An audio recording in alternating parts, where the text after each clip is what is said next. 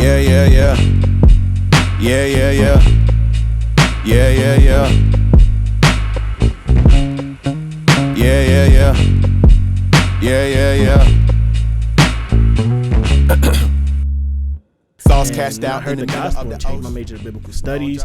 My wife worked at the school, so I got my master's. It was like, oh, I don't want to be a pastor. Yeah. You know, I would much rather teach on a collegiate level. Oh, you got to get a doctoral degree. Yeah. So I came here, got my THM law winning graduate in December, and hopefully I can work towards a doctorate. So I have a second master's, and it's like, yo, this God is just moving me in this direction. But I'm a cat from Brooklyn, like, going to school in Lynchburg, Virginia. Like, what's going on here? Now I'm back in North Carolina pursuing a degree, and it's like God is just literally ordering my steps. But I was always me beautiful. When I was like, yo, I can look back and see the people in my life who probably look at me like, yo, you're crazy. I was the furthest thing from Christianity growing up, and it's like, this is me now. Right. And so it's like, we always ask like, why me when something negative happened? But it's like, yo, why me? Right. Especially when I see all my family members, my father, you know, God bless him, where it's like in and out of jail, where you would look at my life,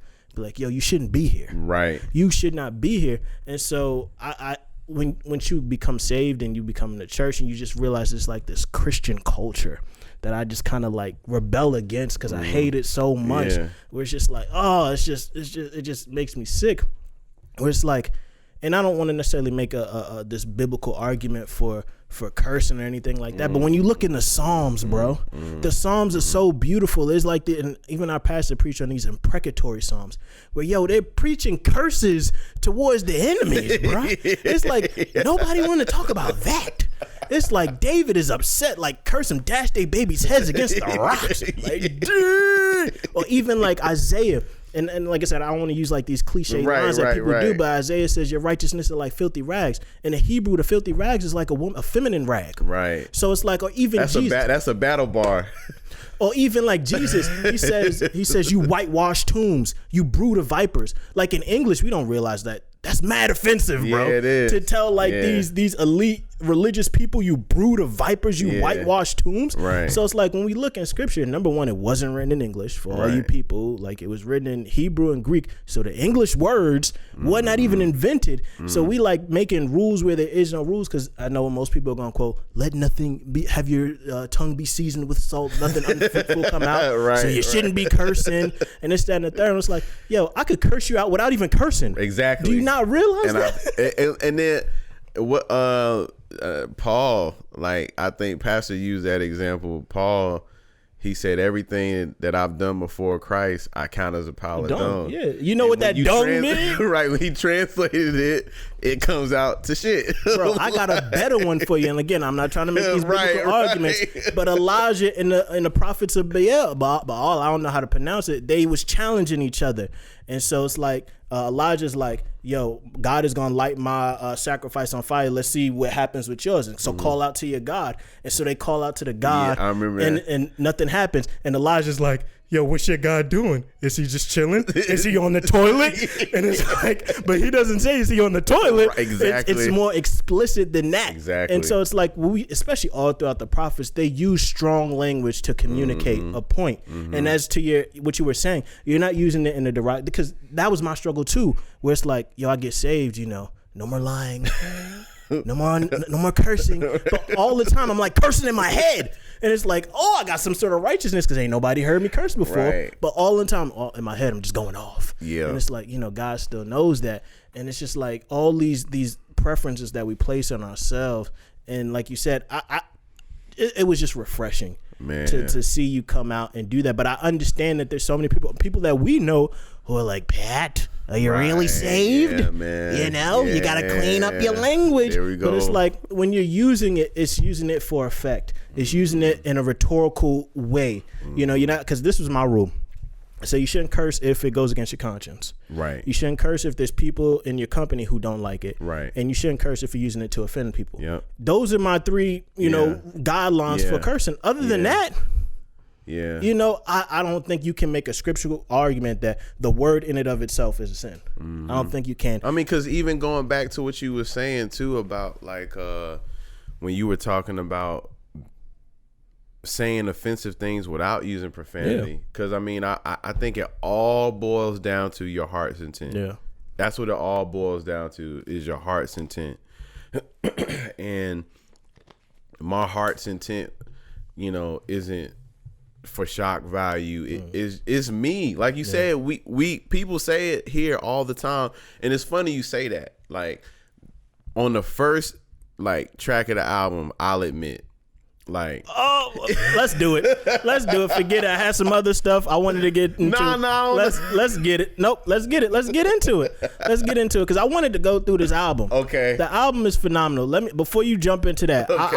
I want you to assess my summary if I'm right. Listen to the track. Thank you for sending it to me ahead of time. You know them special privileges. For sure. Get it before the album drop. And listening to it while I've been going to the gym, and so I'm listening to this thing like, man, just I don't even know where to begin because I stated we moved to North Carolina, so 3 years ago.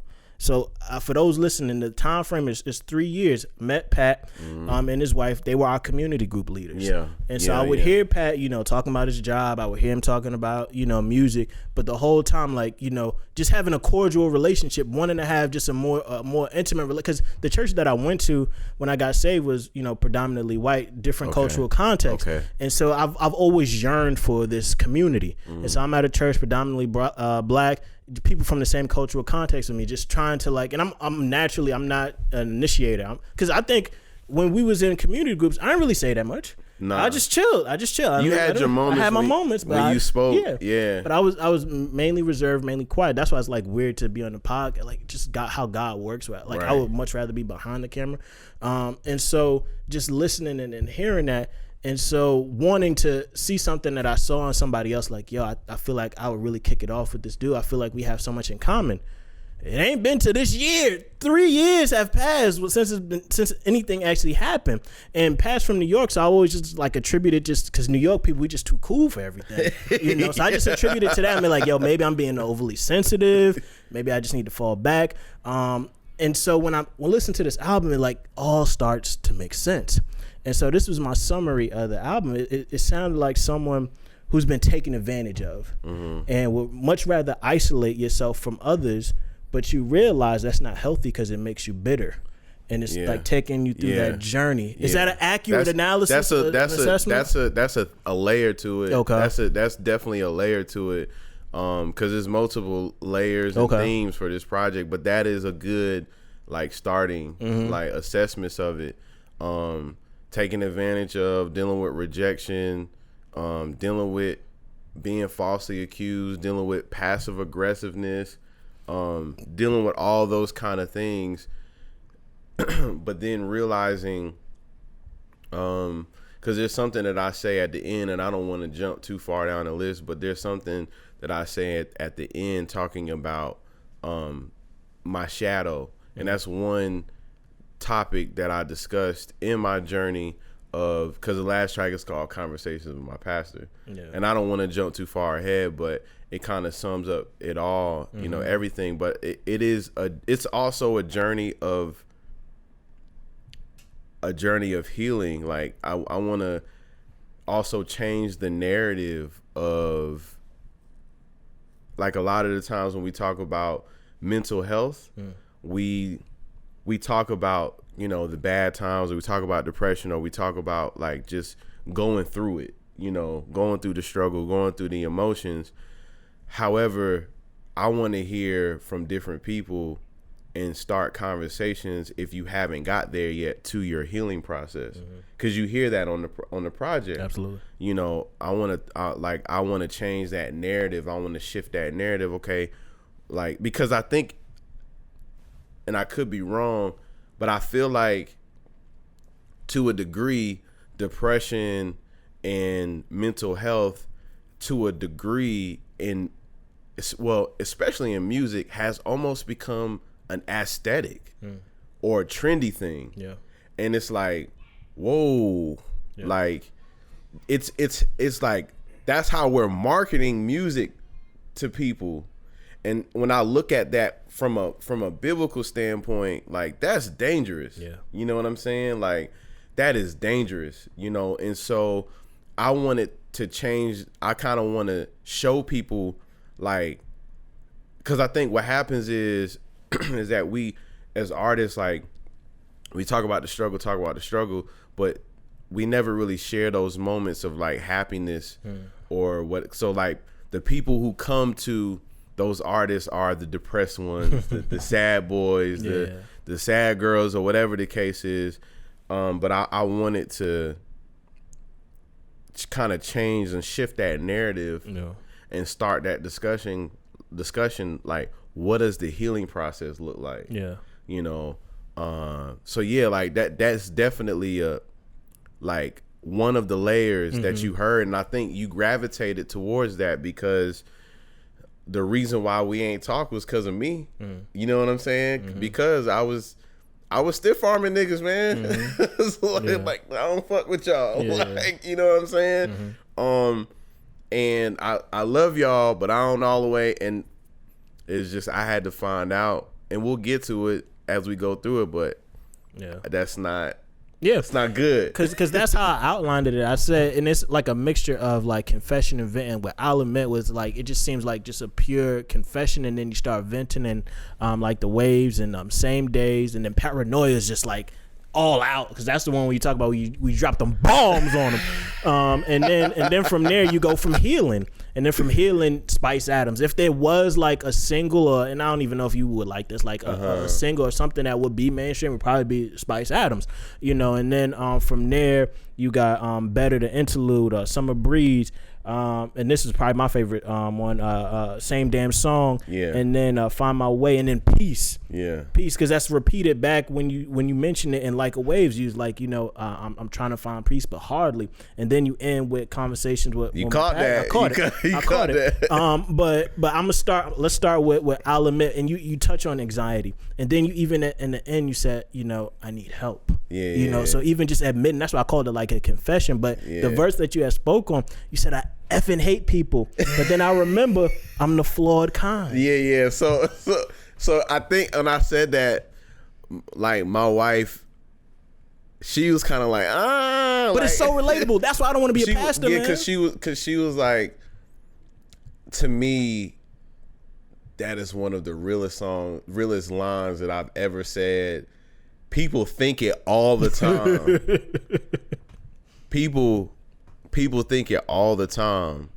I don't know how much you pay attention to my Instagram, but every Friday I have like an Instagram is my haircut day. So I always get like me, and I call my uncle because he's been in my life long enough you know, but my barber, like, I get a video of him just saying, like, I'm like, you know, it's Friday, and then he'll always say something funny or catchy at the end or whatever. I saved it on my Instagram. It's called Haircut Day. That's one of my highlights. But I remember talking to him about, like, I talk to him a lot about just stuff that's going on. And I remember he said to me, like, I was telling him, I was like, man, sometimes I just really hate people. Yeah. And he was like, yeah. He said, and he said it. It speaks for itself when the explanation. He was like, the world would be such a better place if there were no people. And so, bro, but I don't want to cut you off. We was listening. I sent KO this clip with Mike Tyson, and he had Joe Budden on it. Okay. You ain't check out, bro. The Hotbox joint? Yeah, I gotta peep it, man. You gotta peep this episode, because I'm like, yo, who can I send this to? Yeah. Because Mike was like dropping them jewels, bro. Really? He said this, and I'm probably gonna butcher it. He said like, if the bugs die, the plant decays. If the trees die, the plant decays. If all this stuff happened, the earth decays. But if all the people die, the earth would flourish. I was like, yo, yeah. Like, what a bar, bro. And it was like, he don't even realize he's even talking on like just man's fallen condition. He don't even catch it. He don't realize but it's like how truthful it is, though, that we the reason that the earth is dying. If we wasn't here, the earth would flourish. Yeah. And that's that like I said, I love paradoxes where it's like, I can't stand people, but yet I'm doing a podcast and I want people to listen. You know, it's that dichotomy where it's like, man, I would much rather be in isolation. Yeah. I'd much rather, but I understand that's not healthy. And that's kind of, I think where you ended is like, yo, I need help. Yeah. I need help. And then from there, I feel like you go to venting. Mm-hmm. And like I said, like the waves, and you say, you know, I find peace, but it's hardly. Mm-hmm. You know, and then even from there, I think some days where you even say this, where you said, hiding my pain is a talent. Oh man. Especially within church culture, like how true that is. Where it's like, hey, how you doing? Good day? Good day. All in the side. I can't stand this woman I'm living with, bro. She get on my nerves right now. And it's like, yeah, I'm doing good, doing well, but nobody knows. Nobody knows, bro. Nobody knows. Yeah, man. Oh man, you pulling out the layers, man. I told you, bro. I listened to it. I listened to it. And I got some time to talk about it, like, man, because I haven't listened to my album. I told myself I'm not gonna listen to the album since the listening party. I haven't listened to it. Okay, you probably heard it like 1,000 times already. We get beforehand. Yeah. But I was like, I'm not gonna listen to it no more. You know what I mean? think most creators are like that. It's like, I don't know. Well, I've heard it so much throughout the mixing process, because me and my homie Brian, we mixed that album in 4 days, bro. Crazy. Like, we were tired, like, and then we even made some minor corrections after that. But yeah, man, yeah, like I like that line, and I'll admit to like the waves. It being, when you listen to the words, it's kind of sad, but then it's like, yo, this joint is a bop though. You know what I mean? Yeah. Even with some days, same thing. Like, I think some days had some days had some really crucial, like, I think that was kind of like I hope I portrayed this well, but that was kind of the point for me where I was just becoming numb to a lot of stuff.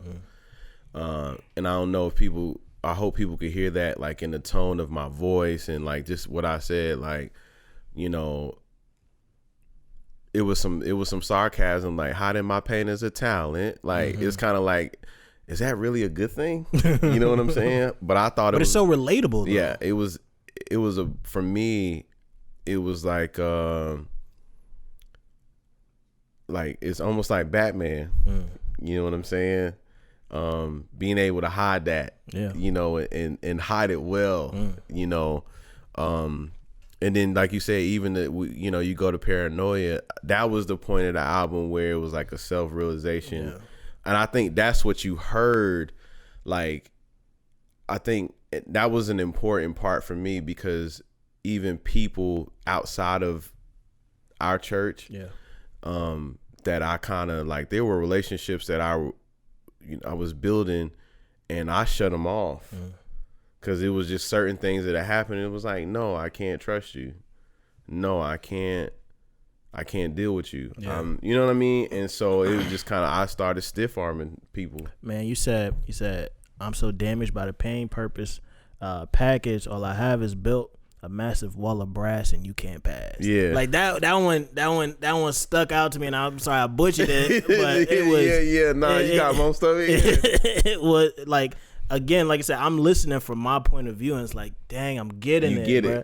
I'm getting it, and I think the thing that I love, and this is what I try to do with this podcast too, is like self-awareness. I don't think it's like common sense. Most people don't have it, and the fact that you're self-aware enough to even admit that, because like I said, it just seems like confession and then venting, and you get to see Pat, and it's like I begin to understand, and we always say like music is an expression, but it truly is, because from the outside looking in, it could just seem, yo, he's just very cold, he's very distant, and not realizing all the stuff that's going on. That's how I was coming off to people, man. Like I started to know that, and at some point my wife was kind of telling me, I was just like, so like, you know, you go, that's how you know. I'm like, okay, like, you know, because I think one of my favorite lines in Paranoia was, people trying to get to know me is a struggle.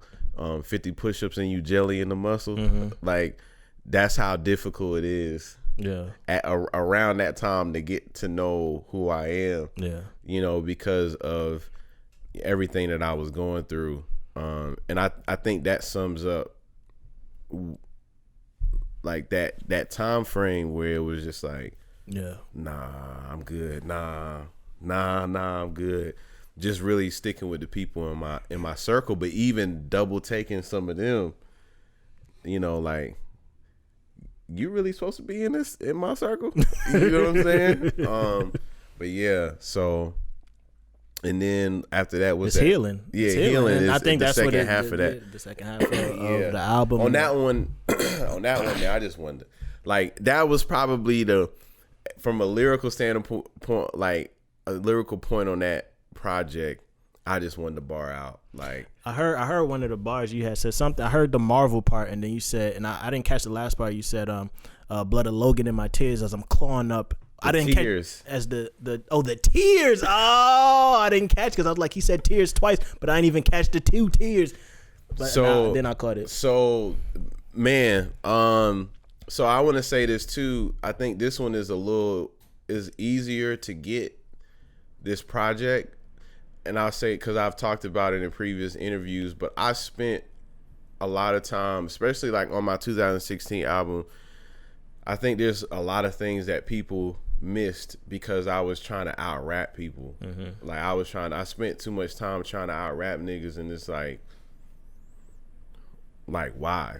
Like, in retrospect, it was like, why was I doing that? Yeah. You know, like, you know, that's why I started off the sequel to I Thought I Knew, because it was moments in between those different EPs and projects. Like, you got Better Days, you got certain songs where I was just like, you'll hear it even in the seasonal stuff I dropped.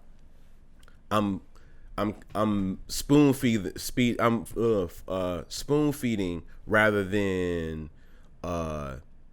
like force feeding lyrics. In a sense, I'm not watering anything down, but it's just like, I'd rather spoon feed you than like, let me pull back on a lot of the literary devices and focus on like finding that balance in between saying things that are surface level, but it's got different layers to it, where you get it off the bat, but it was like, oh no, you didn't catch this. And then when I explained it to certain people, like, oh yeah, that was one that I caught. Yeah. I was like, oh, I caught that one. So like, even when I'll admit, it was like an admission. I don't think some people understood that, but it kind of gave you a prelude to what the album lyrically was going to sound like. When I was like, I'll admit, I never thought I'd tell my life through rapping. If I'm honest, it just kind of happened. My mama taught me practice. My pen ain't touched by many like sick patience, but I wish I had more patience before snapping. And so like, the line was crazy, but it was like, oh shoot, like he just paralleled that to having more patience. Like it's almost like that line says a lot, because it was like, am I putting my art before relating to people? Am I putting my art before my interactions with people? You know what I'm saying? And so even in that line, in the healing, I try to do this well. Like, I think some people, so we all know Logan is Wolverine. Right? But also, we know as believers, like, we suffer like as Christ suffers in our walk with Jesus. You know? And so we know that, like, Wolverine, his healing powers, but also remember when Jesus went to the Garden of Gethsemane, he cried, right? Okay, tears of blood. You know what I'm saying? And so I know in that line at the end, it was a coming to, like, I know in the lessons that I've learned before I get to this like before you get to the more confident or healing side of the album, it's like, I know the space that I'm walking into, I'm going to suffer. But I can't react the same way. You know, so blood of Logan in my tears as I'm clawing up the tears. So as I continue to grow, like, and become this better person that I'm on this way to be, I'm going to suffer. It's going to be some pain. But I'm gonna keep regenerating. I'm gonna keep healing because of God. So, I didn't even catch the healing part with the Logan. Okay. Just catching it. So yeah. I did have a question though. So you've got Better after Spice Adams. Okay. Why did you do that placement? Because I would have thought Better would have went after Healing, and then from there. That's a great question. So when it came to that, I was talking to my homie Synopsis from Cooley High, really good dude. He's one of the producers for Cooley High, and we were talking about album mathematics. Okay. So I'm, anybody that does music, I'm gonna drop this gem, right? Album mathematics is learning how to lay out your album depending on what kind of album you're doing, right? So I don't want to share theirs on their last album, but he explained it to me, and I was like, oh shoot, like that's crazy. So my once he explained it to me, I was like, we were talking, I was like, well, my album mathematics would be, the whole theory is that you could probably hear that at the listening for the alternate universe edition. If you listen in close to like the environment that was created around and in that version. But my whole mentality for this album, after talking to him, was I want to introduce you to the rabbit hole, take you down the rabbit hole, but before it gets too dark, take you back up. And he was like, whatever that moment is where you want to take people back up, they need to feel it. Yeah. You know what I'm saying? And so after I did the Healing, it was like, I wanted you to feel this is the moment when we're shooting back up. Okay. That's why I put Spice Adams right there. Okay. Because I wanted you to feel that boost of confidence that I was getting. You know what I'm saying, in that moment. And then like soothe it out and like, you know what I'm saying? So then you hear the Better interlude, because it's like, oh shoot, where is this coming from? And then it's like, oh, like after when you hear the Better interlude. And that's why I compared it to like a song, because just the range of emotions that you go to, and like you said, you do better. And that's the other thing I loved about just you and the content that people create, like even with your wife, it's very personal. You have that connection with people. So it's like whatever you're putting out, it's like, I know this person. So therefore I want to support. But you got really personal on Summer Breeze, where you had spoke on your cousin. I caught that one, bro. How was that? Was like, dang, should I even say? Has he even heard it? He probably will. It ain't by the time this podcast come out, the album will be already out. But he's probably gonna hear it. What was the bar for those? Well, so essentially, and I can't remember verbatim right now, but pretty much I was like, I talked about like just the prior line, like people being like in relationships just for the sake of being in a relationships, and also the pain and the hurt. And I can't remember 100% the context, like how I like where I was getting to like with that, because it was a point that I was making, but I was just kind of peeling back the layers of like people being hurt in relationships because guys don't want to be committed, but they want everything that comes with being committed. Yeah. You know what I'm saying? So living with the girl or whatever, or not all guys, but some, like living with the girl, having sex, having that security of coming home and being in with that person and sharing that emotion and all that stuff, but then also wanting to just go out and do whatever you want to do, which it's not cool. You know what I'm saying? And so I talked about that prior to the line, but I was saying like my cousin, like he's got a lady loyal to the core. Like I hope she dump him. You know what I'm saying? For treating faithfulness like it's a chore, like. And she did dump him. So that already happened, which I knew was going to happen. But when he hears it, like, he'll know what's up, because I even challenged him on it. Yeah. You know what I'm saying? I ain't gonna say his name, I ain't. But I think it's important to highlight that because, like you said, it wasn't for shock value, but I think again it speaks to your integrity, and again because Christ isn't like littered throughout, we get to see what kind of ethic, what kind of character you have. Because even in I'll Admit, or is it? Maybe it might be like the ways you talk about your relationship with your wife, that you didn't just want to be with somebody just to have sex. I can't remember which song it is. It was like the waves. It was the waves. Yeah, it was like the waves. So you had even spoke to, just trying to remain pure. And I don't know if people are catching up on these things. And I think in that song, that's the context I was going to. Like, I checked him on it and he didn't like it. Yeah. And so we kind of fell out over that. I'm believing being transparent, because my thing was like, because I said to him, I said, well, what if I was in your shoes doing what you was doing? Well, actually, I didn't ask him. He said, well, I wouldn't. He told me, he was like, if you were doing the same thing, I wouldn't say anything to you. And I'm like, well, you don't really love me. Yeah. You know what I'm saying? But the point that I was getting to in that verse was like, I say, how can I turn a blind eye? Like, fury shielding all of my people till I die. Like, but I hardly ever notice bruises on my mind.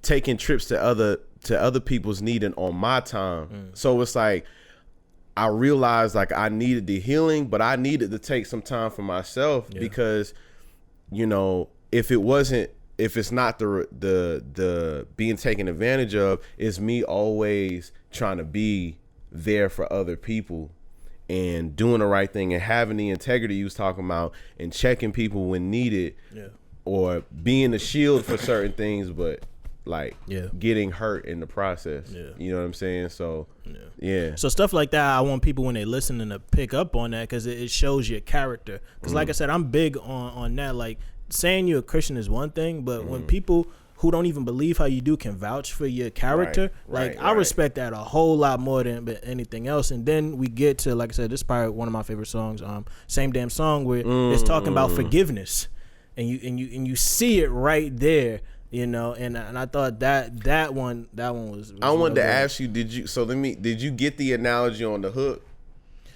You gotta remind me of the hook. So is what if God kept a record of our wrongs, would it still be the same damn song? And it was kind of like, if he didn't forgive, bitterness would be all we know. So like that's why, if you remember, I don't know if you recall, but at the listening, I had the art pieces, which I said at the end, it was for track 2 through 10. Yeah. Right. And there was a specific art piece for each those songs. But Same Damn Song was the one where you saw a God-like figure holding the records. And so on the records, it said like liar or thief, or so it was kind of like in the context of, what if God held things against us? Because we know biblically, for believers, when we ask for forgiveness or whatever, like, he throws it into our sin or the memory of our sin. So when you said record, you meant like record play? Yes. Would it still be the same damn song? Fire. Yeah. I think the artwork would make it click. Yeah. I didn't. Yeah. So it was. Fire. So it like. I had like, it was, and I'll say this, I'm glad you brought that forgiveness up. I remember distinctly, I was in the Starbucks one time. I was kind of in a place where it was like, like, man, why am I, like, I see myself getting somewhere musically. Why am I not getting there? Why, like, just a plethora of things like that were happening. And I was dealing with a part of that rejection was like the rejection I felt after I left my old church. And thinking you had grown a relationship with people for, I don't know, 8 years, 7 years, and then when you leave, they don't know you. Yeah. When they see you, they ain't got nothing to say to you or whatever.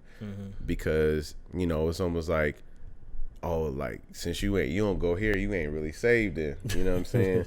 And so I was bitter about that. Yeah. Like, how dare you treat me like that? Like, that's messed up. It was wrong. Yeah. But I had bitterness in my heart about it.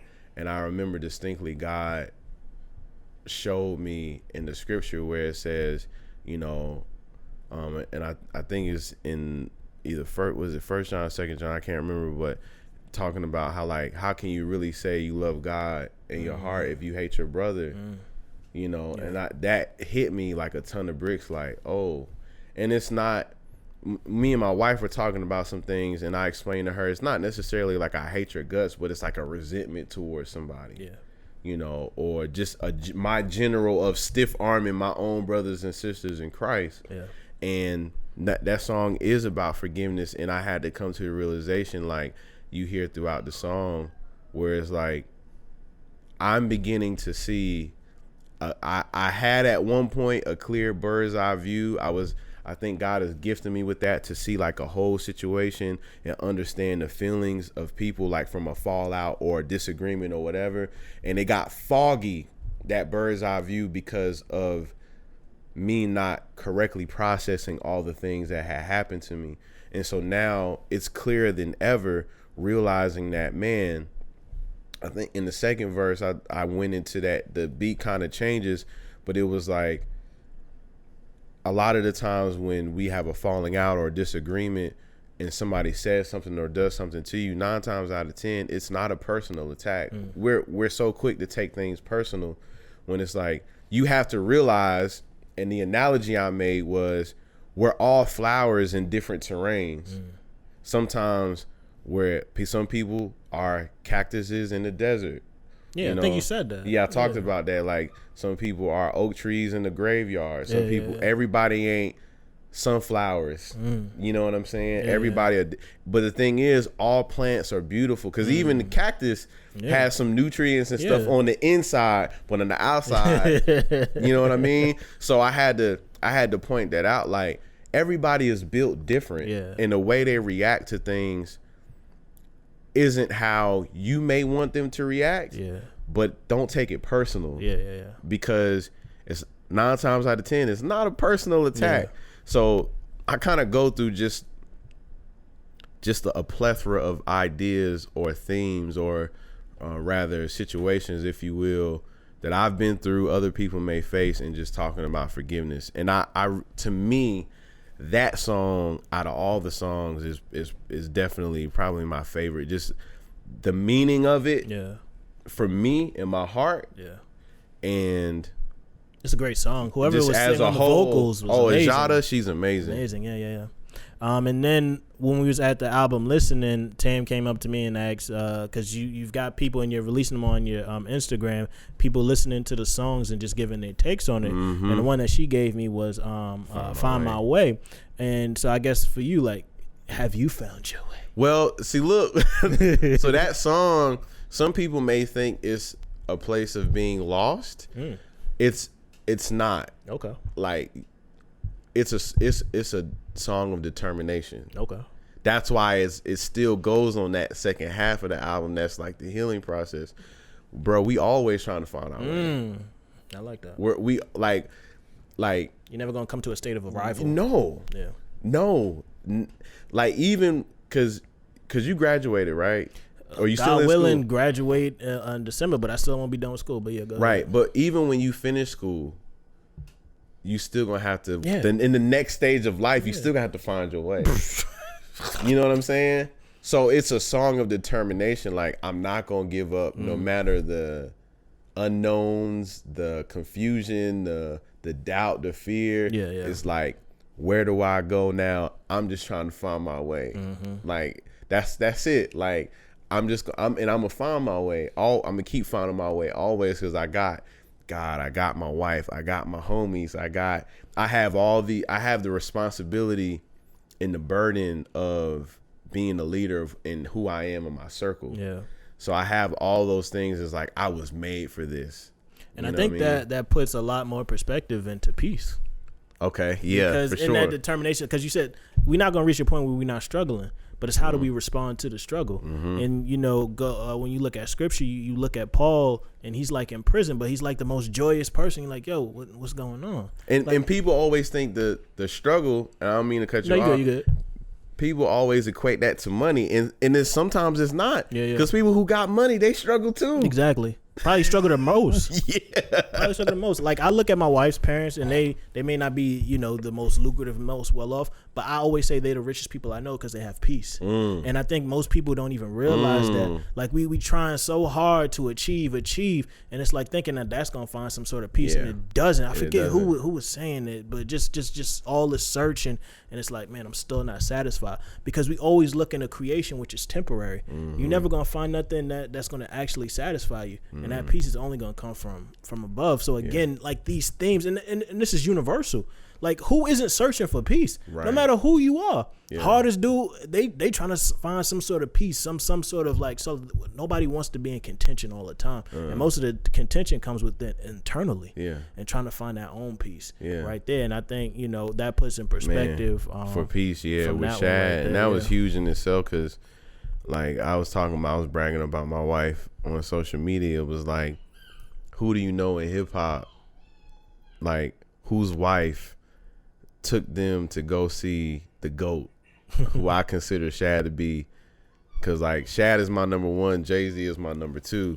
You know what I'm saying? And it's like, what wife has done that and alley-ooped them a chance to like actually talk to their GOAT?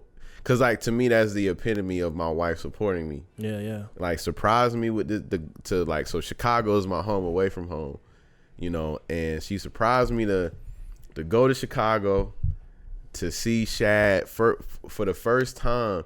And what's crazy is how it happened. I think it was just like, was it 2018? It had to be. I think it was 2017 and 2018. I can't remember. But it had to be 2018 because it was the second season of Evolution Hip Hop, because he hosts that show on Netflix. Okay. And so I was watching it, and she remembers me saying, because she recalled it. I was watching it, I was like, because I opened up for Odyssey and opened up for some certain people that, like, you know, some of my favorite artists, and I was like, now I gotta meet this dude. And she took that in her mind as, I gotta make this happen. Yeah. And so in 2000, like early this year, for my birthday, she surprised me with tickets to go to Chicago and see Shad perform, and I ended up meeting him, chopping it up with him. And at first I didn't know, like, man, what was I gonna put him, how am I gonna put him on the album? And I was thinking about it, and then like it all worked together because his recent album out right now is a short story about war. So it made sense to put him on peace. You know what I'm saying? Yeah. And everything just came, that track in itself is very special. Yeah, I didn't know that. From top to bottom, because even the track production, when Daniel still made it, he maybe touched a MIDI controller once. Everything else was done analog. I mean, analog to the point where, I don't know if you've ever seen these synthesizer boards where it's nothing but like wires connected to different points. So like, those synthesizers have no keyboard. Yeah. You're basically wiring things together. And he made that pretty much the majority of that track. He touched the MIDI like once on the MIDI controller, on the keyboard, and then he touched the analog like synth to make the bass. But everything else, even the drums, were done analog. Like the way he made that, like I've never known or seen anybody make something like that. Yeah. So that track from top to bottom is crazy, and it's very special to me. So how was that conversation like, asking him to be on the project? Well, I mean, after I met him, like he opened up that door, man. He was like, because I even said to him, you don't give your personal information out to people like that. And he was like, no. And I was like, why me?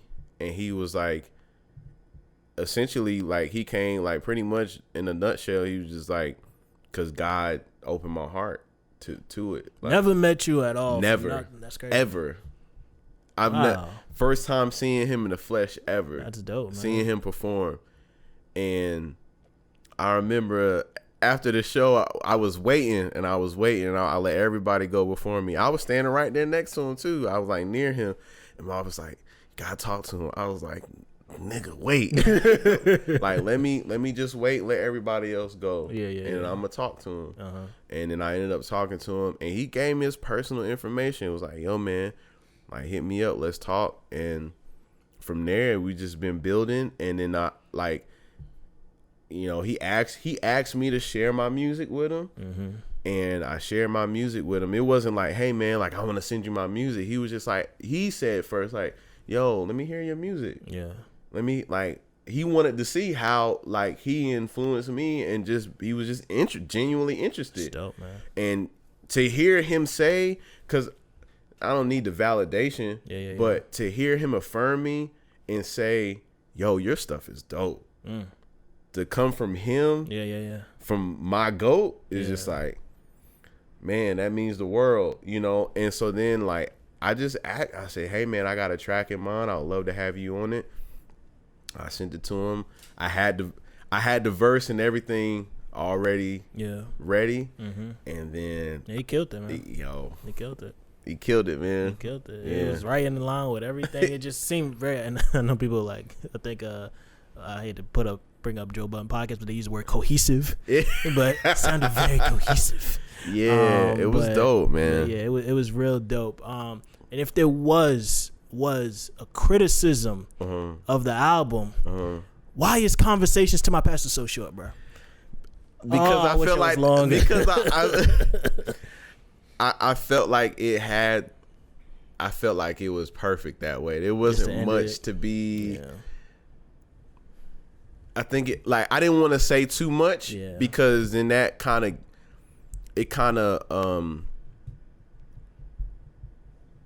it gives too much away to where I'm going. I just felt like I said enough already throughout the album, and I made my point. That I actually sent that to Pastor J. What'd he say? He loved it. He loved it. Like I could tell it really made him feel good because.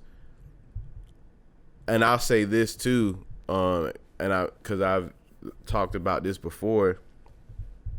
I believe everything, the way things are happening for me now, and all these doors are opening up, like going to California, working with Hit Boy in the studio, and like all this stuff is happening is a result of not just my hard work, but me submitting to God. When it comes to just processing my pain, processing where I am, open to being more self-aware and walking in that healing process the way it looks, it should look like, And so I couldn't have written tracks 1 through 10 if those conversations with my pastor didn't happen. There's no way. Yeah. And I told him that. I was like, I could have not written this album if you didn't, like, if we didn't, you listening to God and discipling me one-on-one, and we walking through those things, and my heart being open, and like my heart wasn't initially open and ready, but my heart was open and ready. You know what I'm saying? And receiving that, taking that in, and actually walking with it, because there was I make reference to my shadow in that song, and it's an allusion to a book called Emotionally Healthy Leader that we were walking through together. And in the book it talks about your shadow, and your shadow being those things that you can't see that are preventing you from growing, but you need to acknowledge. And so having those conversations with him helped me identify these different things and actually write about them. Dope. So if it wasn't for, salute Pastor Jerome, if it wasn't for those conversations with my pastor, this album would have never been written, yo. That's powerful, man. Yeah. That's powerful. And number one, like I said, thank you so much for inviting me to come to the album. Come on, man. I'm so grateful that you invited me, because I was telling you, man, I'm glad you gave me enough heads up, because I work on Sundays. Right. So I'm glad I was able to get the time off, and just what an experience. It was definitely an experience, definitely inspirational. As someone who does like to create, I love writing. Like you said, we both have that in common. Yeah. I love writing. And just thinking like, yo, how, because number one, most people don't like to read. I'm not a big reader. And so it's like, how can you communicate? But we've got all this technology. It's like people do audiobooks. And it's like, bro, I could do something like that with an audiobook, would have people listening to us. Like it was just so inspirational. Just as a creative, just having all these ideas, and it was so dope. And you just had a multitude of people there, that just people from all walks of life, because we know each other from church, but you're able, because of your music, you're able to touch people who don't even think like us. And I think as a Christian, that's so powerful, because a lot of times in Christians, we just have conversations with each other, and I can't stand that. Like, I don't want to talk to somebody who thinks like me, bro. Like, I want to have a conversation who someone who doesn't think like me, who's someone who's going to challenge how I think, because that's my biggest thing. I don't want to just say I believe the Bible because my pastor told me. I want to be a critical thinker, and you can only be a critical thinker when you've got people who are challenging your beliefs. Exactly. You know, because a lot of times, especially as Christians, we always go into the conversation like, I'm going to school you, I'm going to teach you something, but it's like a lot of the times I learn more from an unbeliever, you know, than from a believer. And it's like, you can operate in that space, and it's a beautiful thing. And not only is it a beautiful thing, when you get these opportunities, you're unashamed about saying, yo, I attribute, these tracks, my pastor conversation. That's the only way. Unashamed about it. So it's like when people who look and say, where's Jesus? It's like, he's there, bro. He's there. Exactly. He's there. You just not listening. You just not listening. And I think in that track, in that joint, that was the only time I said Jesus. I'm like my. Oh, you compared. I'm like my Jesus, baby. When the Peter start acting clueless, I don't need him, baby. Yeah. Plenty homies to get me through this. Exactly. It was so subtle. I didn't even catch it. It was. But for somebody who's like so legalistic and it's like, where is it at? And it's but like, even if I didn't say that, exactly, you still see it's still there. It's still there. And I was listening to shout out to the dudes, I believe it's Three Oaks podcast. I apologize if I'm saying that wrong. Three Oaks. And I don't know their faith and what they believe in. But just for them to speak so highly of you, very humble. It was so dope, because in my mind, I'm like, Pat knows all these people, but he said you guys met from Twitter or something like that. I didn't really have that much of a relationship. So it's not somebody who's speaking as a friend. It's speaking, someone who's kind of unbiased, who really doesn't know you. Because most people like to hate and just like to crap on people. And so it's like, for someone not to hate, but just to give it up, I thought was so powerful. Who's also an artist themselves. I thought it was, I believe in, again, if I'm wrong, AJ the Menace, is that his name? Shout out to him. Just what a great review that he gave of the album and the experience, and just again saying, what an artist Pat is, because it's like he put so much forethought into this. And that's why I wanted to start with telling your journey, because again, the connotation, you tell somebody I'm a rapper, it's like, you kind of write them off. Right. But it's like, no, this guy is an artist, bro. He takes this craft very seriously. Like, this is his livelihood. This is how he's trying to support his family. He's not joking about this. Not only that, it's deeply personal. So he's literally telling his life through his music. And so it's just dope just to see how you can operate in those spaces. And I truly believe it. God closed those doors just so that you could be here. And I do, see a break. Because like you said, you was just in California with Hit Boy. Like it's crazy, man. Those moments and some other ones that I can't really talk about yet are unexplainable. Yeah. And it's just, the only way you can explain them is God. That's it. Outside of that, it's unexplainable. Yeah, man. And like I said before, I don't think that any of these things would have transpired if I didn't open up my heart and take notice of the things, my blind spot. Yeah. And start that healing process. And that's why I said it brings me back to like that narrative talking about the healing process. And it's already, man, this project, it hasn't, right now, when this comes out, it'll be already out, but right now the album hasn't come out, and just people looking at the art from the illustrations, it's starting conversations. Yes. Shout out to your sister, phenomenal. And it was somebody else too. Melissa. So Melissa, shout out to them. They work together. My sister helped about 35%. Melissa did like the majority of it, but they work. To me, you do 20-30%, no matter. Y'all work together. So they work together, but Melissa and my sister, I wanted to highlight them collectively, and that's something else that we could talk about another time. But just being black artists, being two black women artists. You know what I'm saying? Like talented, intelligent women. Yeah. You know, having them as my designers was just I needed to highlight that. Yeah. You know, but yeah, they killed it, but it's already starting. It's already starting conversations, man. Yeah, it's dope, man. And like, man, yeah. It was dope. I'm so grateful that you was able to come through, and of like course, I said, I wanted man. to create this platform for things like this, just to have real conversations. Like I hate surface level conversation. Right. Like I want to have real in depth conversation and just like see somebody who's actually doing work. Yeah. You know, we're not just talking about it in theories. Like he literally has an album coming out tomorrow, like literally, and you can hear it. We're not just talking about it, because like I said, I write, and it's something when you can take an idea in your head and make it tangible. Like that's powerful, and I don't think people realize like how powerful that is, you know. And just, you know, again, I pointed back to the Imago Dei, man, where it's like as God creates, what's that? God spoke and it became. Amen. It became. Yeah. I have an idea. It became. Yeah. You had an idea. It became. Yeah. We're not just talking about theories and abstracts. You can literally go right now, iTunes, what other all streaming iTunes, platforms, Spotify, all that. Go pre-order. Like I said, by the time this drops, I'm gonna do my best to get it out tomorrow. You can actually go and listen.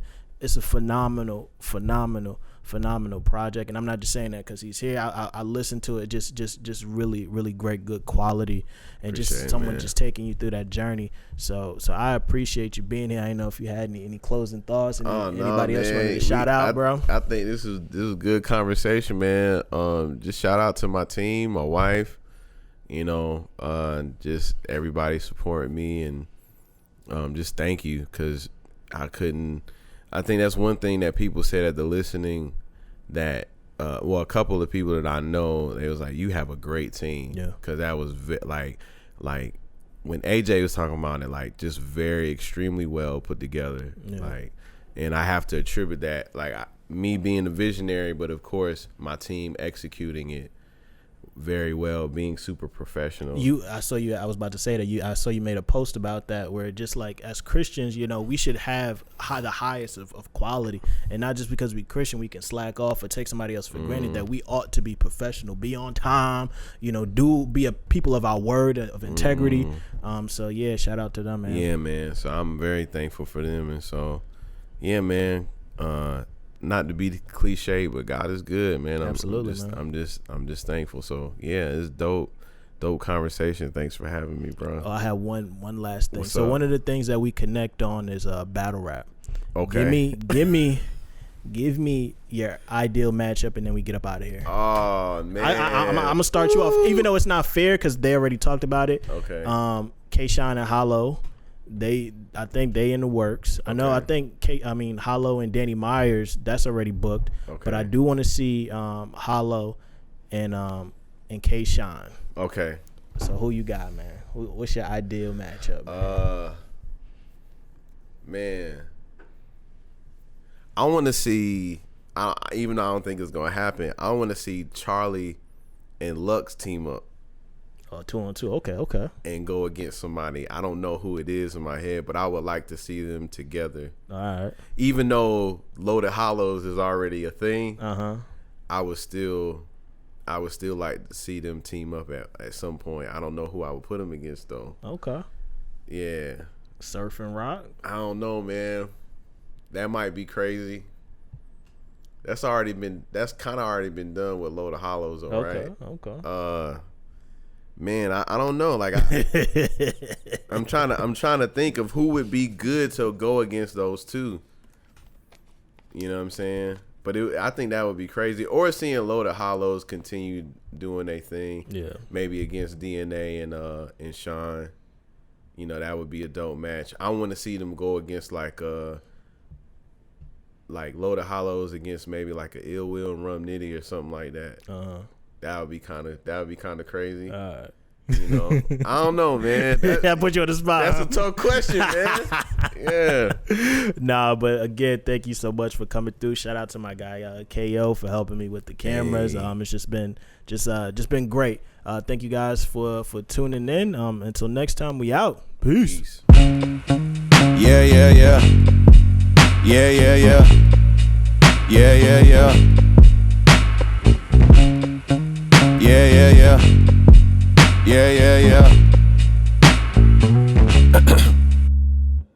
lost, cashed out in the middle of the ocean. Long John still with a pill, got a grill, come a pill, giving will to the notion. Waves don't feel every kill, just a real when you deal with the spill of emotion. A side to reveal, inside of the chill, the cry giving pride for the heel. Arrived just in time at the pier to conceal. Why consider every passive person when your back is hurting, but the knife's gone. Days are darker when you practice purpose, while you stacking burdens, but your light drawn. It was better back in grade school.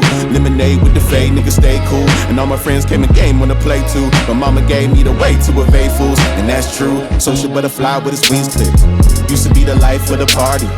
Used to give a smile with some meaning. Now I give a smile for the party. Used to find peace every season. Now I find peace, but it's hardly. Now I find peace, but it's hardly. Now I find peace, but it's hardly. Happy moments coming.